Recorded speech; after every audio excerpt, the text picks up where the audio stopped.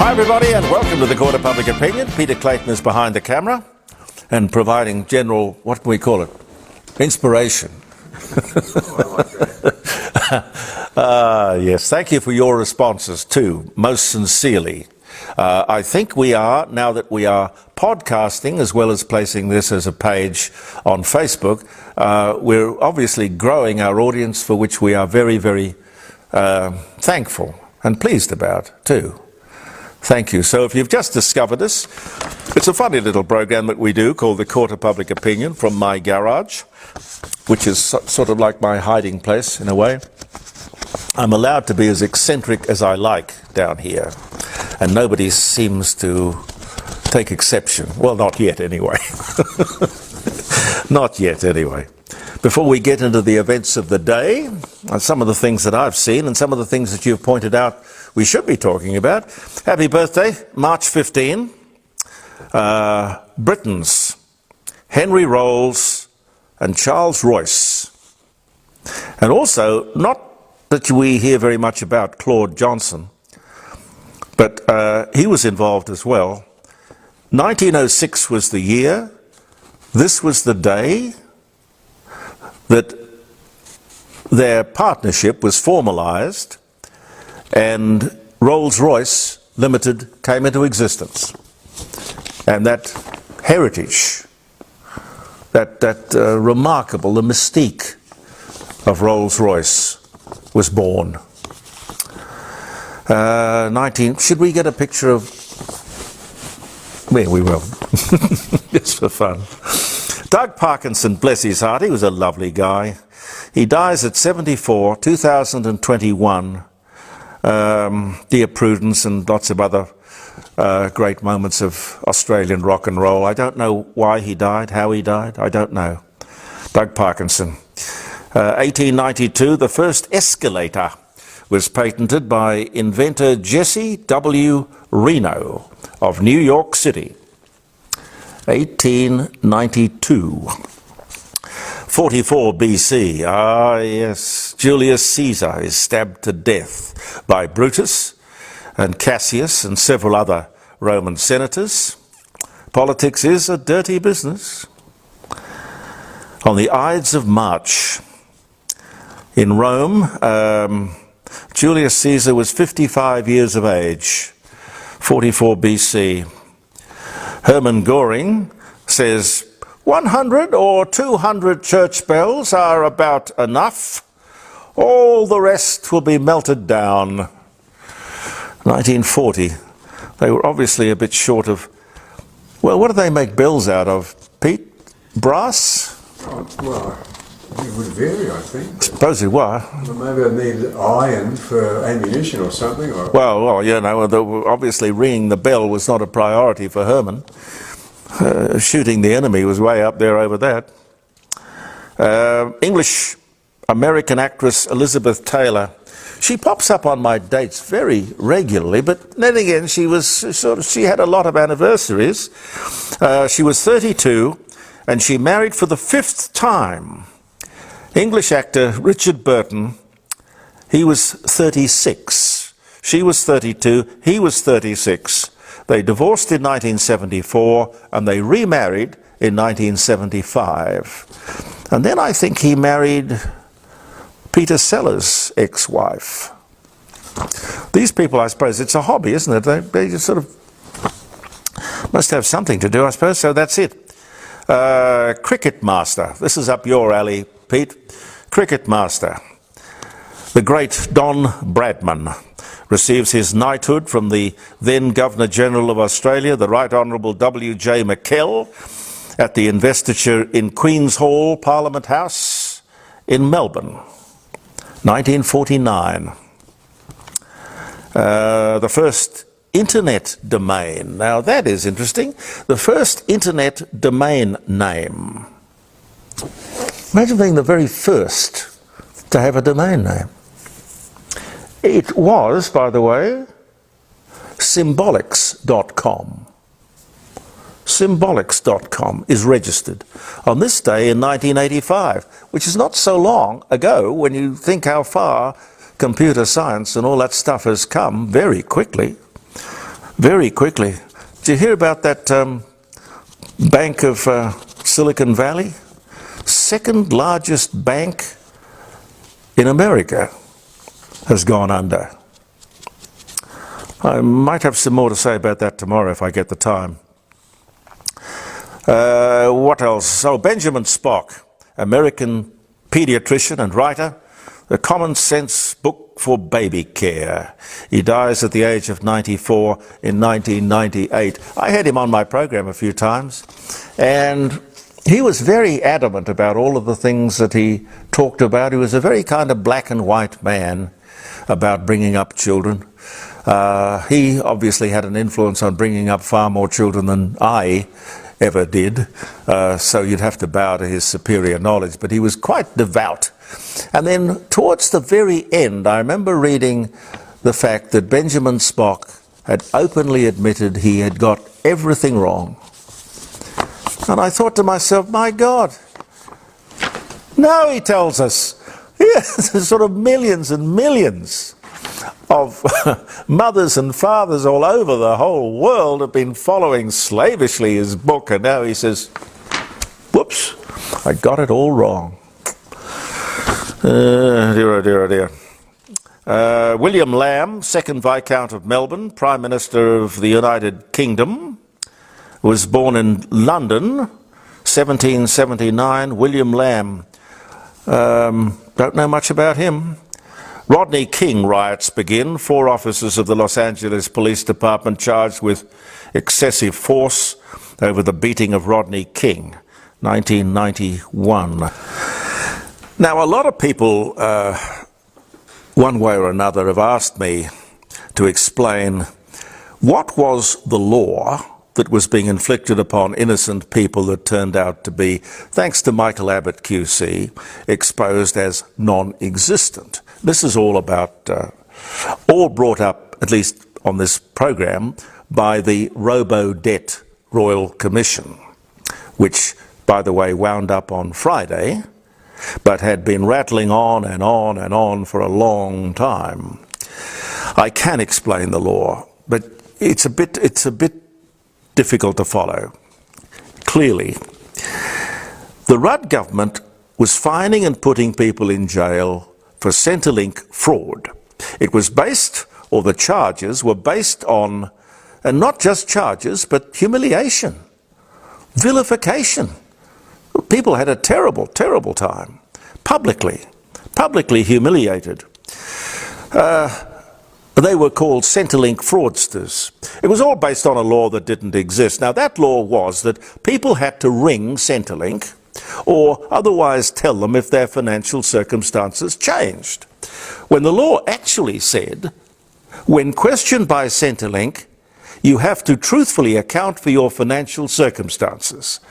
When exposed by the High Court of Australia, the Attorney-General Tanya Plibersek retrospectively, late in the afternoon, changed the law to what in fact they thought it was, which was people have to notify Centrelink, not the other way around. A simple but profound mistake on the part of government. It would have to be at least equal to the Robodebt scandal. At least equal. Nobody talked about it. And yes, I am sorry, I should have told you exactly what that law was. I apologise for that. But speaking of the Royal Commission, it did wind up on Friday last week with a finding to be handed down in June. It's quite clear from what I've seen of that Royal Commission and the evidence given that Centrelink is pretty much a law unto itself. If it's not breaking the law or not following the law, it's making up the law. Very, very strange. Time and time again I see these stories on various TV, current affairs programs talking about people being ripped off. And it's usually through some sort of scam involving online, computer, electronic banking, internet something anyway. Now, I know the banks want to close the branches and do away with checkbooks. do away with, face-to-face banking. But the truth is, we, the people, have got to dig our heels in, because unfortunately, we're talking about hundreds of millions, if not billions of dollars that get stolen around the world by scammers because of the internet. And internet banking, they keep telling me time and time again, it's as safe as anything. See, I just don't believe that. My advice is be very cynical about it. Yes, I know I'm a Luddite. I know it. But we are vulnerable, regardless of what the banks say. I believe it's making it easier for the crooks, because the crooks have just got skills on a computer keyboard that we don't have. People need banks, and people need service, and they need us, and we need them. It's a two-way street. And it's been a business model that has stood the test of time for hundreds and hundreds of years. And if people don't understand that simple business of face-to-face doing business, well, I must say they're in the wrong business. Maybe we should start a bank. Pete? Yes, we could. We could start a bank. If we could do that, we could start a radio station. We could. There's no point in being critical without putting our money where our mouth is. A real community radio station, huh? One that people actually listen to. What a revolution that would be. What a revolutionary idea. Rumour of the week, by the way. Channel 10 is about to be put on the market. Its owners, Paramount or CBS of the United States of America. Now, I don't know that it's necessary. I don't even know if the rumour is true. But a lot of people have left, some big-name front-of-camera people and some even bigger names from behind the camera. And I've got no idea whether it's true. I certainly know it's probably not necessary. They've just got some of the wrong people on the payroll. They need to get the right people who understand entertainment, for example. That's all we need to do. We turn on our TV sets to be entertained and informed. Rob says the problem with, this goes back to the, Pete, you'd be interested in this, the piece of film with your song about the live sheep export business. Horrific footage. But Rob says the problem with live export of sheep and cattle is that our Muslim neighbours want them slaughtered in a halal fashion. Well, that might be very true, but it certainly doesn't make it right, or it certainly doesn't make it humane. I've seen what halal means, and I'm sorry, a lot of terrible things are done in the name of culture, including, of course, female genital mutilation. A lot of things are just excused. Oh, that's cultural. That's all right. No. A lot of interesting suggestions as to how we can get this little program, The Court of Public Opinion, more interactive. Thank you for that. Thanks a lot. Lots of people say it's about phone access. I don't know, but if we do set something up, you will promise to ring, won't you? It'd be nothing more embarrassing than sitting here and not getting any phone calls. But we are working on it. We have a little mixer box that my dear friend down the road, my neighbour, Tony Denton, is acquiring for me on the internet. He can order things and get them delivered the next day. It's quite amazing. There are aspects of the internet that are fantastic. I do not deny that. It's just the scam bits that worry me.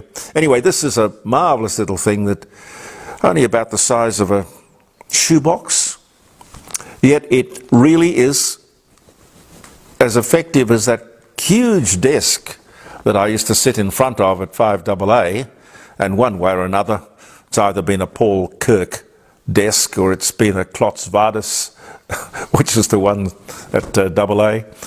Huge bloody thing. And this is a tiny little thing which does exactly the same job and can mix phone calls and music. You know, those little music stabs I used to have on the show that people really did like. Yeah, it's all in hand. It's all bubbling along behind the scene. A lot of people point out here too that in the event of war with China, it's an inconvenient truth that the Chinese own the port of Darwin and the port of Newcastle. I don't know what we do about that. The one role of the Reserve Bank of Australia, which remains in the news, is to keep inflation under control. See, it's not the Reserve Bank that should be in the news, it's the business of inflation. That should be in the news.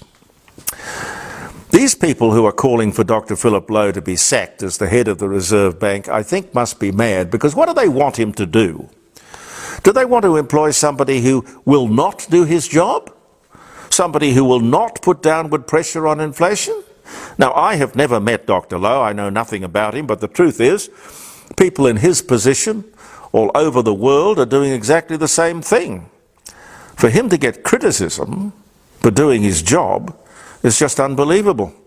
If you want to control inflation, and I'm assuming we all do, just be careful not to elect governments famous for stimulating and creating inflation.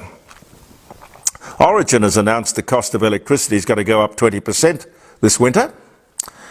I guess that's a bit of a relief, because the government was talking about a 56% hike last year. There was one journalist who, there was not one journalist who asked why.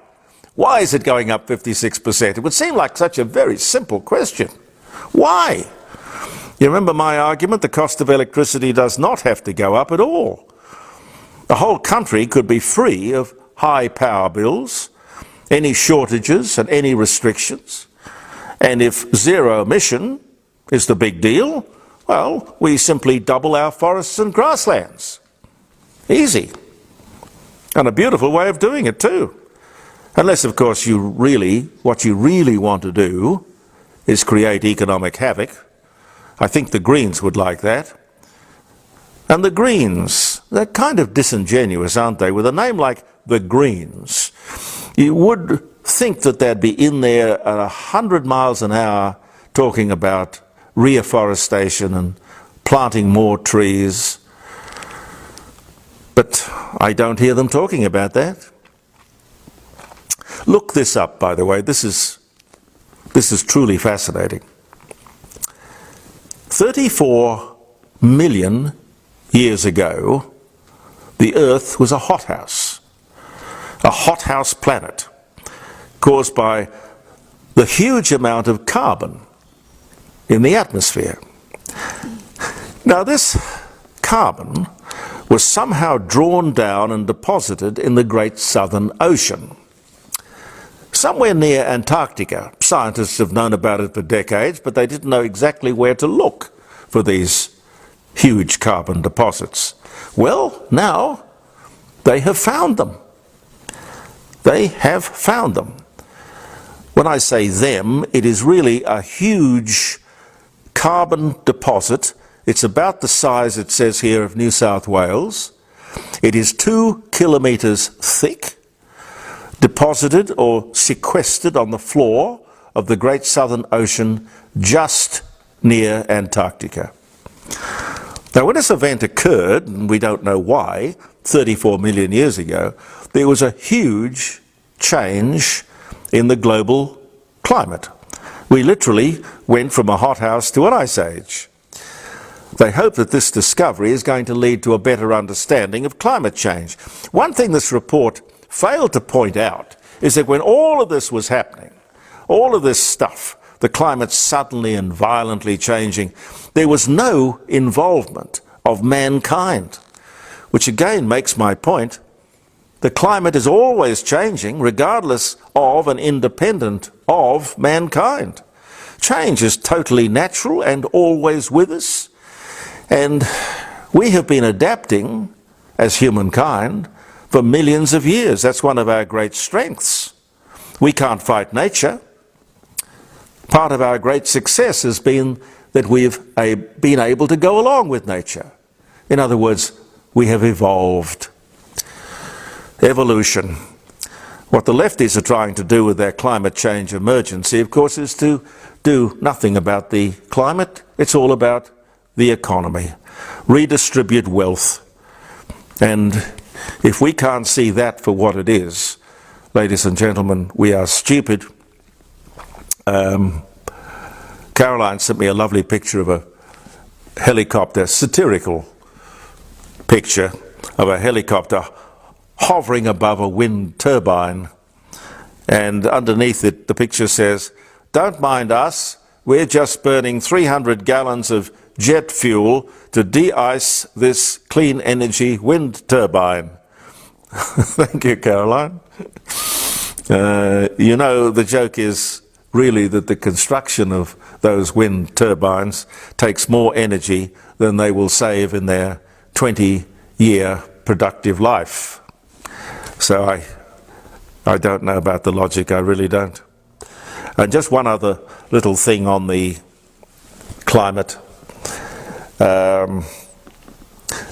They have discovered, as a kind of a subtext to a new treaty that's been negotiated within the United Nations, a treaty covering the oceans of the world. 2/3 of the oceans of the world are now controlled by a treaty, which I'll tell you more about tomorrow or Friday.